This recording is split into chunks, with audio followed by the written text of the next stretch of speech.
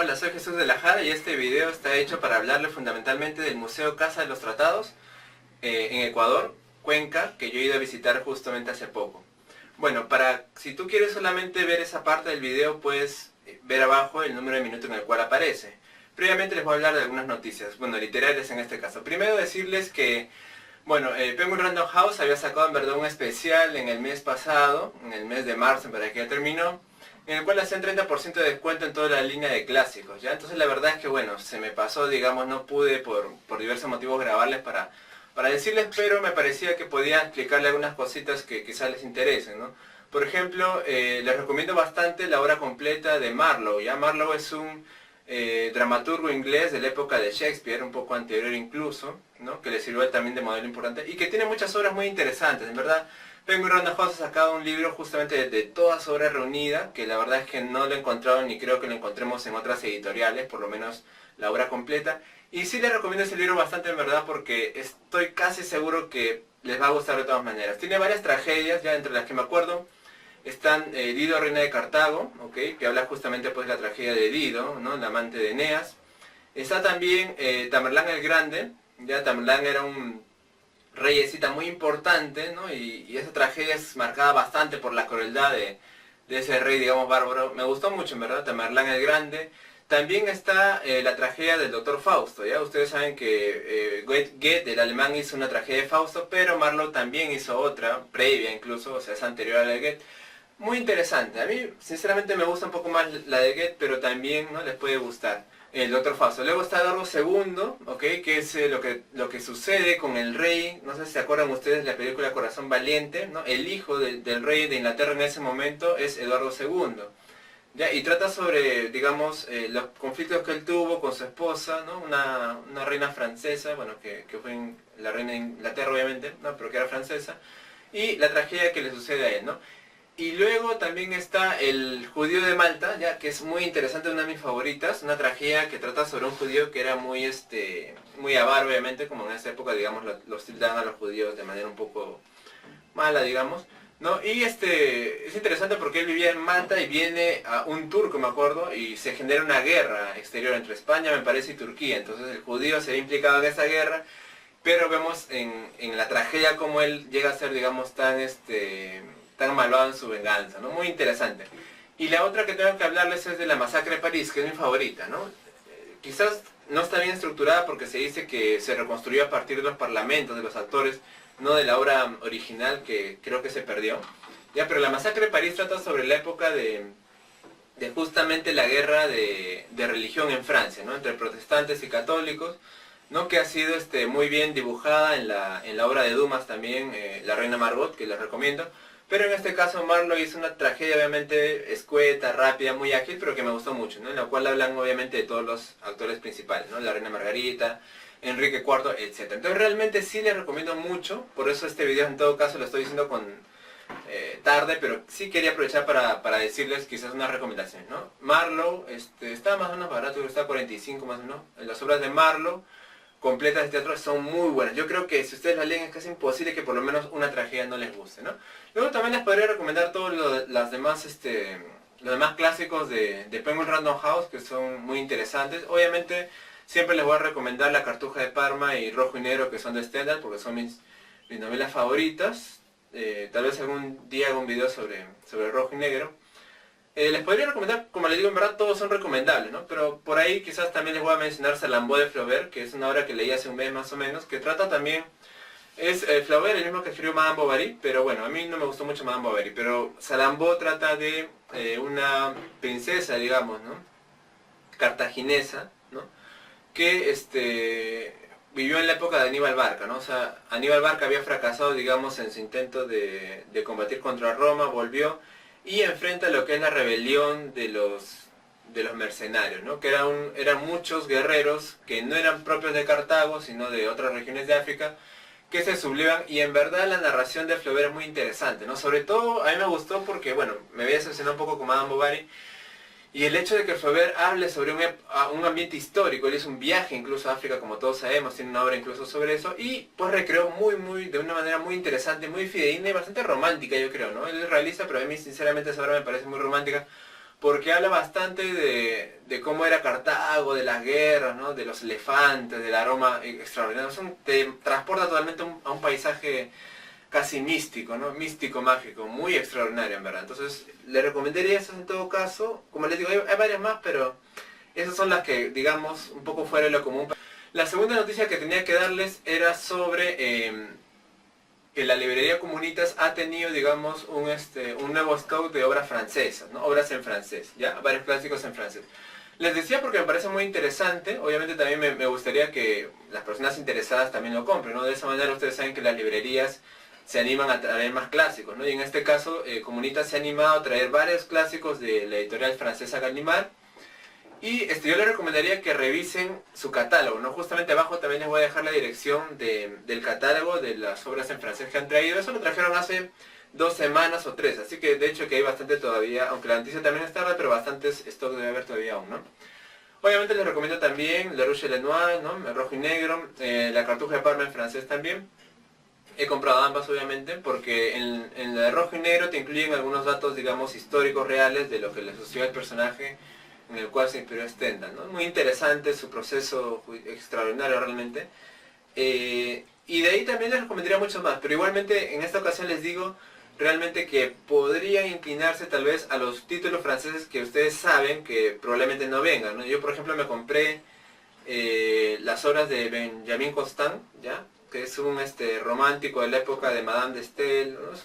Es un romántico francés. La verdad es que no me gustó mucho. He leído Adolfo, que era un clásico que quería leer hace tiempo, no, la verdad es que no me ha gustado mucho, pero bueno, les decía por el sentido de que tratan quizás, ¿no? De comprar algunos libros que es bien difícil que vengan, ¿no? Ustedes saben que en Francia hay muchas obras que quizás nunca vengan, porque no son clásicos muy reconocidos o en todo caso de demasiada difusión, ¿no? También me compré la historia del antiguo régimen de Tocqueville.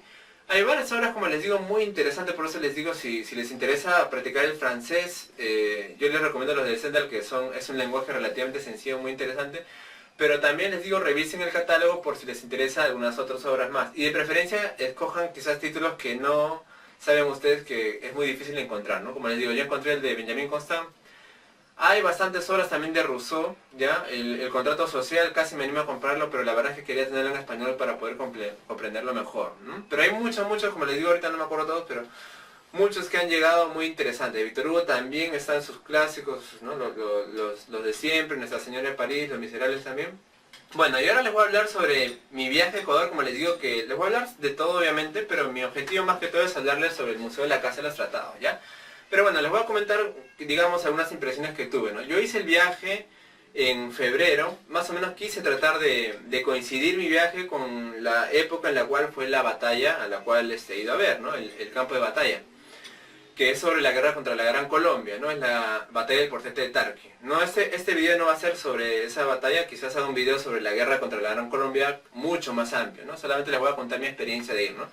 Bueno, como les digo, fui por los meses de febrero, justamente poco tiempo antes de que lamentablemente se sucediera toda la tragedia del fenómeno del Niño que estamos viviendo actualmente, aunque ya casi las aguas, digamos, se han calmado, ¿no? Pero justo en mi viaje volví a las 2 semanas, sucedió la tragedia, ¿no?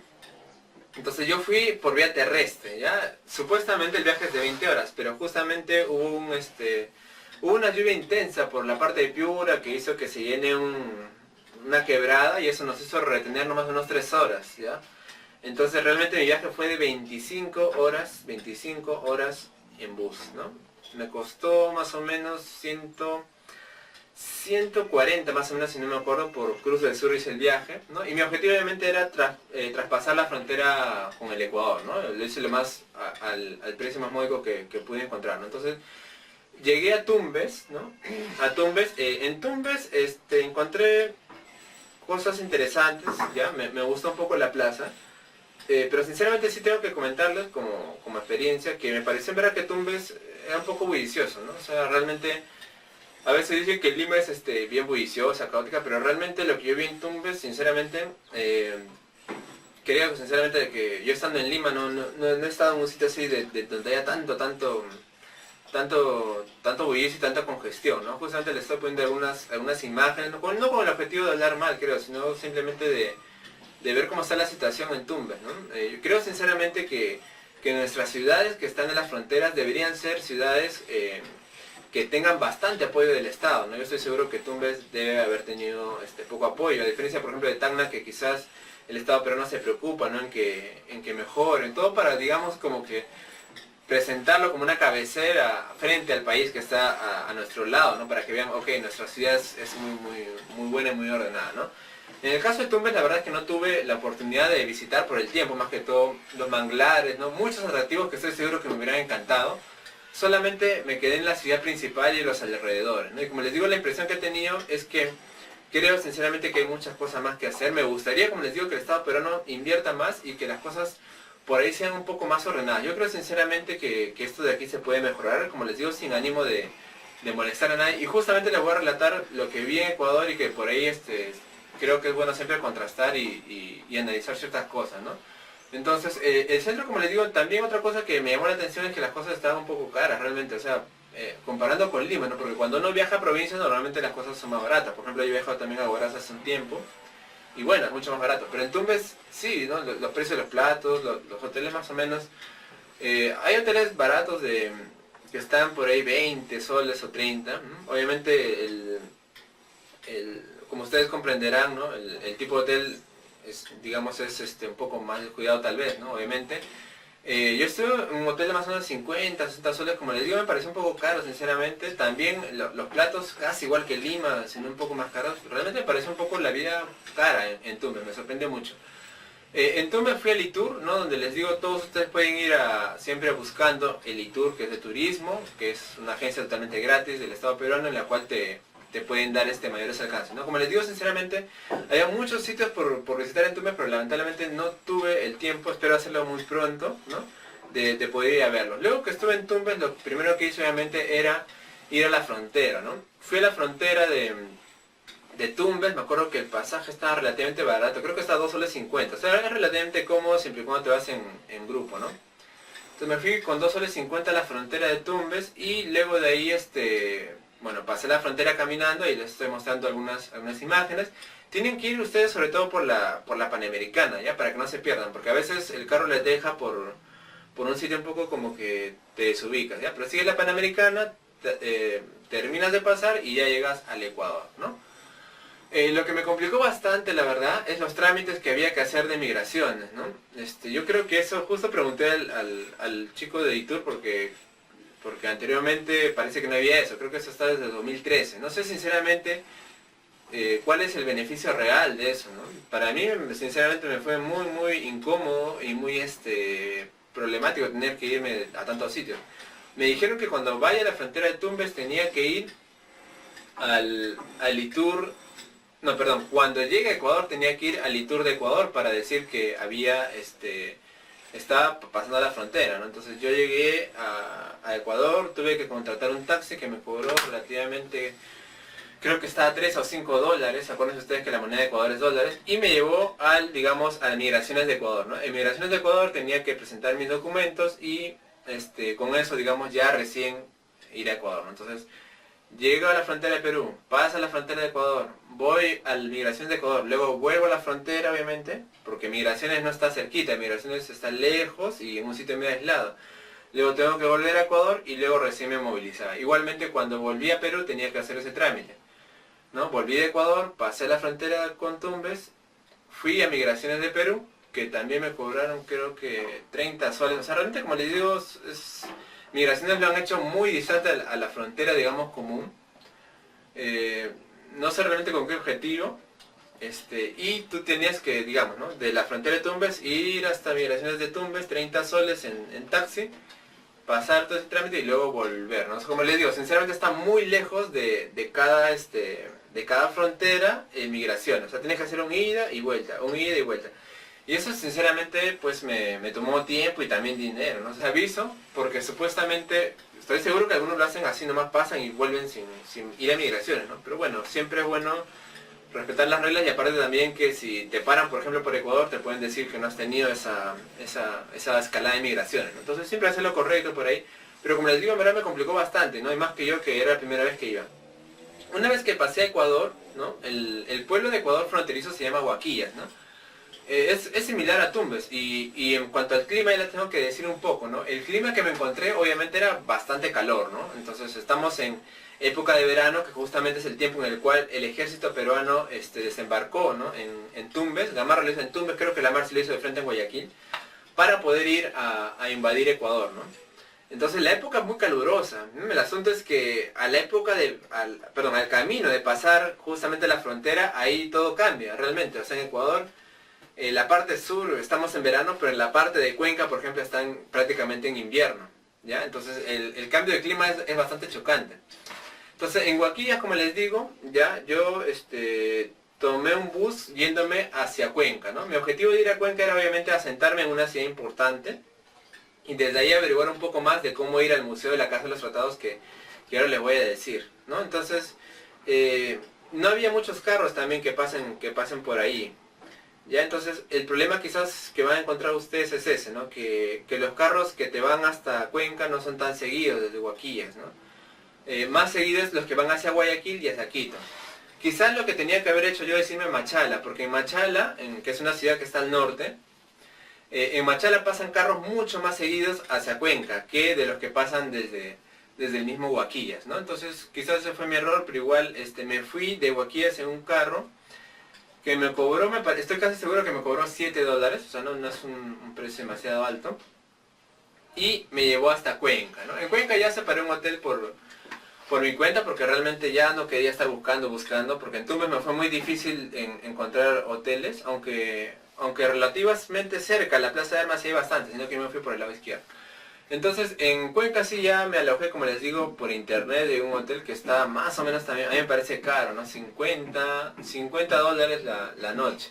¿Ya? Entonces en Cuenca, realmente ya sabía yo que me iba a gustar Cuenca, ¿no? Porque Cuenca, por lo que he visto, era una ciudad un poco, digamos, como que de sierra, ¿ya? Entonces Ecuador es un país relativamente pequeño, tiene ciudades importantes, ¿ok? Y los demás, digamos que son ciudades como decirlos de provincia, ¿no? Les digo esto solamente para que ustedes hagan la analogía, ¿no? Así como cuando, por ejemplo, en Perú, ¿no? Tenemos ciudades muy importantes, ¿no? O sea, digamos ciudades que tienen de todo, ¿no? Lima, Trujillo, Arequipa, Iquitos, etcétera, ¿no? Y hay obviamente pueblos, digamos, distritos que están en las inmediaciones, ¿no? Que quizás no tienen todas las, no sé, centros comerciales, o no todos tienen servicios como internet, cosas así, ¿no? Entonces, igual me pasó en Ecuador, ¿no? Obviamente somos muy similares como países, ¿no? Entonces también he ido a Perú y he ido a pueblos, digamos, como que no tienen demasiadas cosas, ¿no? No sé, centros comerciales o caminos demasiado bien asfaltados, etcétera. Entonces, algo así sucede en Ecuador, ¿no? En el caso de Ecuador, Girón, digamos que es un pueblo un poco escondido, digamos, ¿no? No es tan, no es un pueblo grande, ¿no? Es un pueblo pequeño. Y más bien Cuenca era como, digamos, el pueblo, en la ciudad más grande, ¿no? Entonces, como les digo, mi objetivo fue ir a Cuenca para ir a sentarme a averiguar y luego irme a Girón, ¿no? Entonces, en Cuenca realmente, como les digo, me gustó muchísimo, ¿no? Yo hice el City Tour, o sea, no, tampoco tuve mucho tiempo de hacer mucho turismo ahí, pero hice el tour de la ciudad y realmente me gustó muchísimo Cuenca, ¿no? Realmente es admirable, me gustó sobre todo la arquitectura y el interés y manejo que tienen de los jardines y parques, ¿no? Es impresionante. Y yo, como les digo, mi objetivo no es acá pues hablar de que, bueno, este es mejor o peor, ¿no? Sino creo sinceramente que podemos aprender de experiencias exteriores también, ¿no? Cuenca es una ciudad realmente muy histórica. Tiene una historia muy impresionante. Tú ves las arquitecturas que yo justamente vi en el City Tour, ¿no? de tantas iglesias. Ellos mencionan que tienen más o menos 52 iglesias, o sea, visitando una por semana, digamos, un año entero, recién terminarías de verlas todas, ¿no? Tiene paisajes coloniales, también tiene muchos paisajes, estilos ¿no? arquitectura franceses y también modernos. O sea, realmente, como les digo, me ha sorprendido bastante porque hay una parte de Cuenca quizás que es un área, digamos, más moderna, de más alto costo. Hay otra parte del centro que es muy bonita. Acá les voy a mostrar muchas fotos para que ustedes vean realmente lo bonito que es Cuenca. Y como les digo, lo que más me llamó la atención es la arquitectura que tienen y cómo lo han conservado, ¿no? Viendo los jardines de Cuenca, me hizo acordar algo quizás que no tiene que ver mucho, pero bueno, en Francia, por ejemplo, cuando hacían en la época del siglo XVIII la comparación de los jardines a la inglesa y el jardín a la francesa, ¿no? Decían, por ejemplo, que los jardines a la francesa eran cosas, digamos, muy feas, ¿no? Acuérdense ustedes que el arquitecto de los grandes jardines de Versalles, que era Lenotre, hacía pues los jardines, digamos, todos artificiales, ¿verdad? O sea, digamos, ponía grandes cantidades de pasto, grandes cantidades de árboles, pero todo lo hacía, digamos, geométrico. Tú vas a Versalles y ves que los jardines son geométricos, ¿verdad? En formas de triángulos o en formas de esferas, pero digamos que es un jardín, ¿no?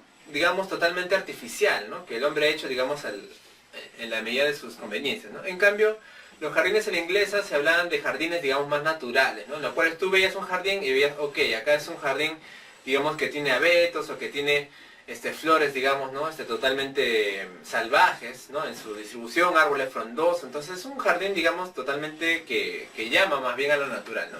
En Cuenca obviamente yo encontré lo segundo, que eran los jardines en la inglesa, ¿no? Y, o sea, más o menos extrapolando, ¿no? No es que sea así, ¿no?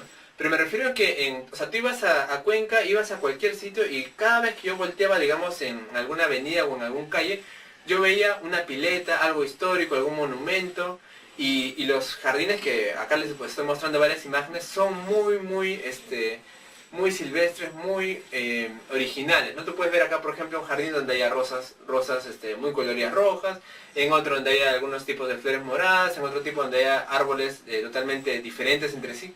Entonces, como les digo, la idea que daba de jardines era una idea muy interesante, ¿no? También los puentes de Cuenca, que hay muchísimos, ¿no? Con ese empedrado antiguo.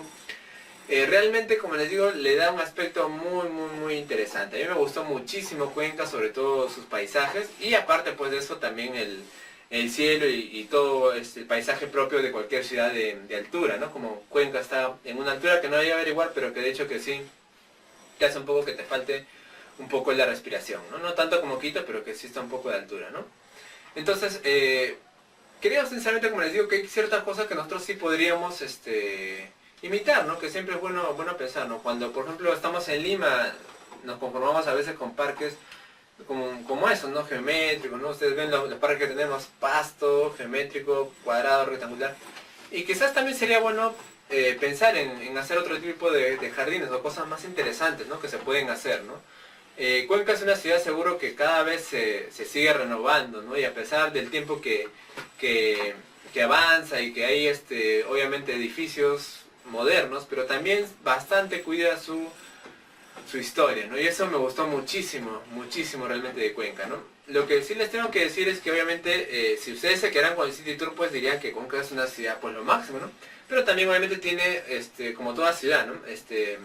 Lugares no tan bonitos quizás, o quizás no sea un poco peligrosos, ¿no? Yo solamente por consejo les digo que en la parte del mismo terminal, o sea, donde te deja el carro que va a cualquier bus, es una zona un poco, digamos, que hay que ir con cuidado, ¿no? No lo estoy hablando mal, pero les digo solamente como consejo, ¿no? Luego ya cuando vas a la ciudad, como digo, la plaza de armas, las iglesias, muy bonitas, ¿no? El uniforme también de los militares ecuatorianos me llamó la atención, me parece muy interesante, un poco más moderno, creo, que los que tenemos, y sí me pareció muy interesante, ¿ya? Entonces, una vez que estuve ya en Cuenca, como les digo, probé la gastronomía de la localidad, obviamente no muchos platos, pero sigo pensando lo que siempre pienso cada vez que salió de Perú, ¿no? Que nuestra comida siempre es la mejor, ¿no? Y luego pues me hice el plan de irme hacia Girón, ¿no? Entonces ahí sí tuve muchos problemas, porque lamentablemente, y este video justamente ese es mi interés, que ustedes conozcan, porque Girón es una ciudad quizás no muy promocionada. O sea, yo fui a Cuenca y nadie me daba, digamos, ningún tour para Girón, nadie me decía cómo ir. O sea, realmente había un desconocimiento incluso de la misma ciudad de Cuenca, ¿no? Y Girón es una ciudad, aunque pequeña, pero importante. Entonces lo que hice fue pues aventurarme, ¿no? Dudé incluso en ir, pero dije, bueno, me iré nomás. Ahí lo que teníamos que hacer era tomar un carro, ¿no? Que vaya hacia Huaquillas y bajarte en el camino, porque Girón no tiene, digamos, como que un terminal. Es una ciudad muy pequeña, prácticamente como les digo es como que te bajes en la carretera, ¿no? Por eso quizás que quizás un poco puede haber temor, ¿no? De ir así nomás, ¿no? Ahora que justo le estoy hablando sobre cómo ir a Girón, tengo que decirle ciertas cosas porque aunque mi interés obviamente es promocionar también el museo para que ustedes lo conozcan, tengo que decirles ciertas cosas por responsabilidad mía, ¿no? Que yo les estoy hablando, ¿no? Como les digo, los asuntos, digamos, inconvenientes es que Girón primero es un pueblo pequeño, solamente en todo el pueblo hay 2 hoteles, supongo que siempre habrá espacio, ¿no? Porque al ser un pueblo pequeño no es que los hoteles estén súper abarrotados, ¿no? Pero igual sí tengo que comunicarles que solamente hay 2 hospedajes, ¿ya? Otra cosa que tengo que decirles también es que es un pueblo de, como les digo, de altura, ¿no? Entonces es constante la lluvia, el frío también, ¿no? Habría que ir un poco preparado en ese caso, ¿no? Y otro inconveniente también es de los carros, ¿no? O sea, no es como les digo un sitio en el cual tú agarras un carro a la hora que quieres, ¿no? Como toda ciudad de provincia, como acá también en Perú, el inconveniente es que a veces los carros pasan de vez en cuando, ¿no? Ahí pasan más o menos cada media hora, ¿no? Cada media hora creo que pasan buses que van hacia Machala, entonces tú tienes que subirte y bueno, y pagas ahí, ¿no? Los buses de allá a la frontera son mucho más escasos, ¿no? Por ejemplo, yo les digo que en un día más o menos hay 3 buses, ¿no? Uno en la mañana creo que era a las 6, otro a las 7 de la noche y otro a las 3 de la tarde.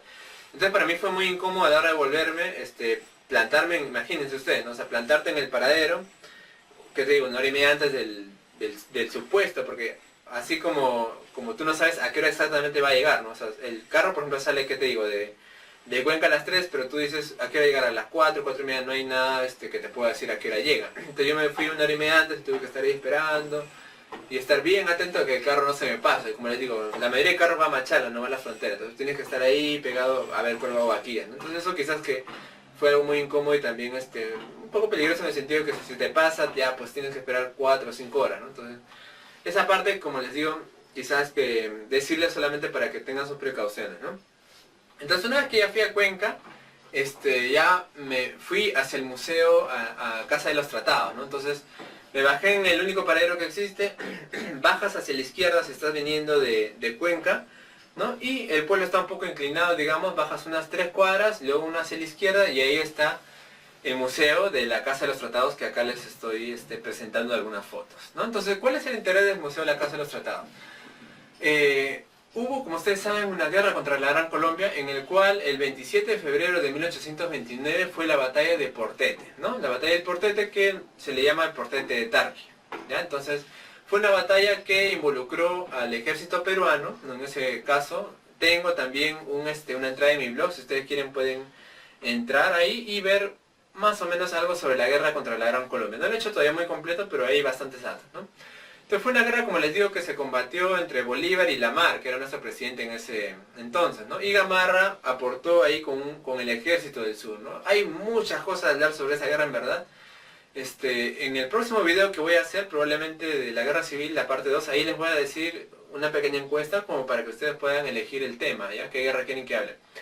Pero como les digo, hay muchas cosas que hablar ahí, es un tema aparte. Y la guerra, como les digo, fue entre Lamar y Bolívar. Pero Bolívar solamente mandó a Sucre, ¿no? Sucre al cargo de varios batallones ecuatorianos, venezolanos y colombianos, no se enfrentó en la batalla de Portete. Bueno, esta batalla, como muchos consideramos, no fue una derrota peruana, aunque hay algunos historiadores peruanos que la consideran en verdad como una falsa derrota, ¿no? Por muchos motivos que ahora no puedo explicar. Bueno, entonces el museo fundamentalmente trata sobre, digamos, la batalla en sí, la batalla del Portete y también la firma del convenio de Girón, que fue el convenio que firmó Gamarra y el Rebozo de parte del Perú, luego de terminada la batalla, ¿no? Que fue, digamos, un convenio de cese de hostilidades, ¿no? Entonces, como ustedes sabrán, bueno, yo lo sabía por lo menos, el ejército ecuatoriano ha puesto la batalla del Portete como su día del ejército, ¿no? Por ser considerada para ellos una gran victoria sobre los peruanos, ¿no? Y como les digo, ese museo trata sobre eso, ¿no? Sobre el tratado, resguarda, digamos, el tratado de Girón, ¿no? Por lo menos un facsímil original. Y también muchas cosas sobre la guerra en sí. Entonces, bueno, cuando fui al museo tuve la suerte en verdad de conocer a la señora Aida. Ya la señora Aida es la encargada, la directora del museo Casa de los Tratados allí en el pueblo de Girón, ¿no? Ella está encargada, digamos, del mantenimiento, de la organización y de dirigir pues este museo de una manera en verdad que me sorprendió mucho, ¿no? Fue una manera que yo la vi realmente muy comprometida, ¿no? Y ella también ha hecho muchas modificaciones en los jardines, realmente que hace que el museo sea visto muy bien, ¿no? Aparte de la historia que tienen, de verdad tienen unos jardines muy bonitos e interesantes. Este museo pertenece al ejército, ¿no? Así como quizás acá el Museo Real Felipe, ¿no? Está a cargo del ejército, no del Ministerio de Cultura. Allá el Museo de la Casa de los Tratados está administrado por el ejército de Ecuador, ¿no? Entonces realmente, bueno, me recibió muy bien la la directora, tuvimos ocasión de intercambiar en verdad muchos conceptos, muchas cosas históricas, y realmente eso me hizo pensar, como siempre, ¿no? Pienso uno, a veces que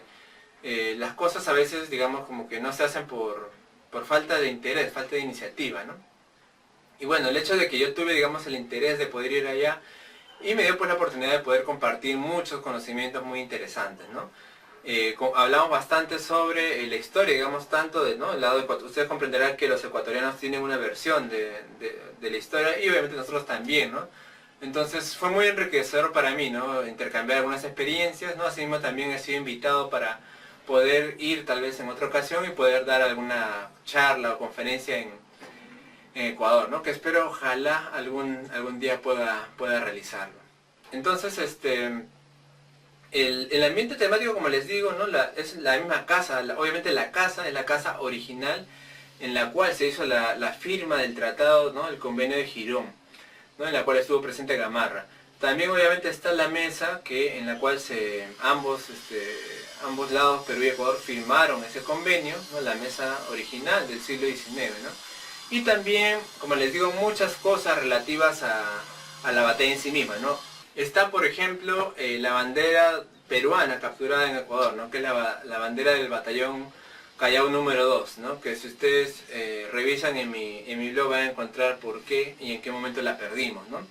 Están también algunos trajes de la época, ¿no? Trajes de la época, bayonetas, sables, muchas cosas en verdad muy interesantes que se encuentran ahí. Además también me sorprendió, y eso ya lo había visto por internet, por eso que mi motivación a visitar ese museo, algunos cuadros que ellos habían hecho, digamos, de todos los que participaron en esa jornada, ¿no? O sea, ustedes van ahí y van a ver cuadros de todos los generales más importantes que participaron, sobre todo obviamente del lado de Ecuador, ¿no? De la Gran Colombia. Está, por ejemplo, Flores, está Sucre, está Cordero Febres, muchos militares, Camacaro mismo, ¿no? El Camacaro, el cual falleció en el enfrentamiento con Domingo Nieto, algunos militares también extranjeros, me parece que es O'Brien, ahorita no me acuerdo muy bien, y también del lado peruano más bien solamente están Lamar, ¿no? El presidente, y Gamarra y Orbegoso, que fueron los firmantes del tratado, ¿no? O sea, yo ya sabía que en ese museo había un cuadro de Gamarra, y justamente eso fue mi interés, ¿no? El interés que yo tengo por investigar todo sobre Gamarra, y que estoy tratando de poco a poco materializarlo en un proyecto que espero próximamente pueda hablarles, ¿no? Entonces, hay muchas cosas interesantes para encontrar ahí, ¿no? Una sala en la cual, acá les muestro algunas fotos, ¿no? El arreglo todo me parece muy interesante, muy bonito. La bandera de Ecuador por un lado, la bandera de Perú por otro, el tratado en el medio, la mar por un lado, y por el otro lado el mariscal Antonio José de Sucre, ¿no? Entonces, eso de ahí fue lo que pude visitar en el museo, como les digo, muy interesante, y también lo que hice fue aprovechar el camino para poder ir a visitar el campo de batalla, ¿no? Eso lamentablemente no pude hacerlo.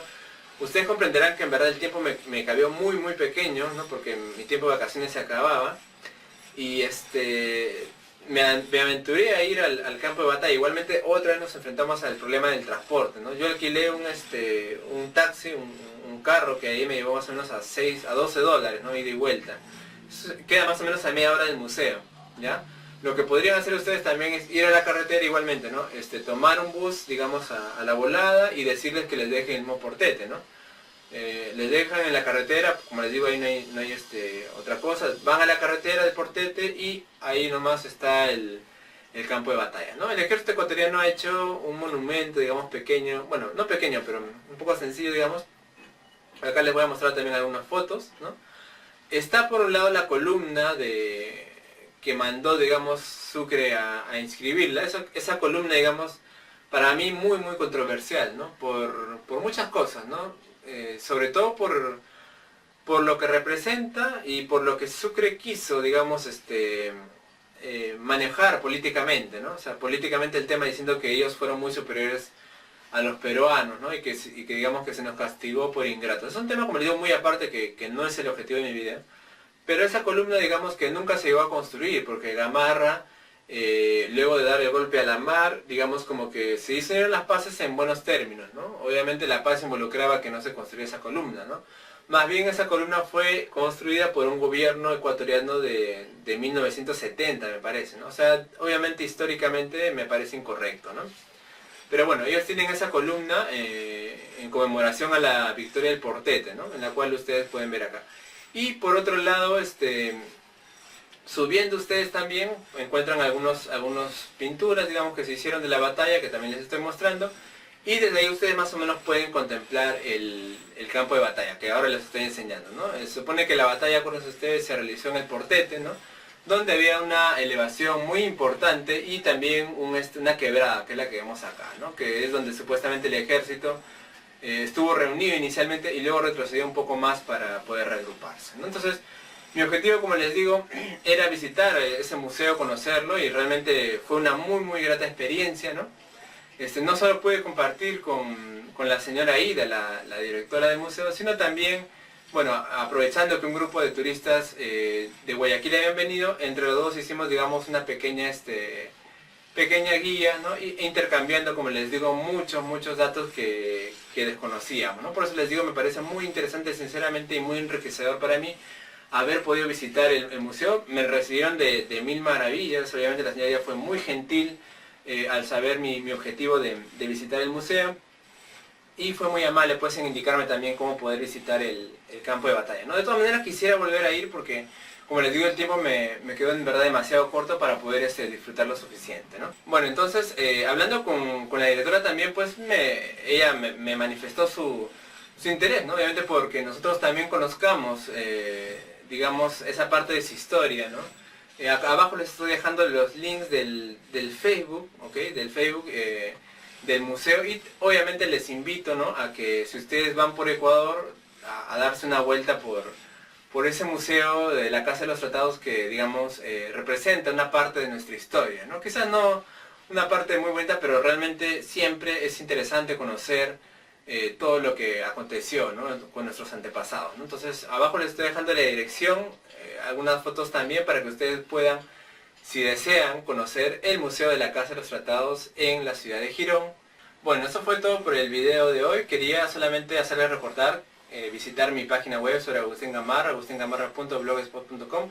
Ahí ustedes pueden encontrar todo lo que es toda la historia del Perú en concerniente a las guerras, a los acontecimientos históricos muy importantes del siglo XIX, ligados por supuesto a Agustín Gamarra. También les estoy dejando abajo otras redes sociales, ¿no?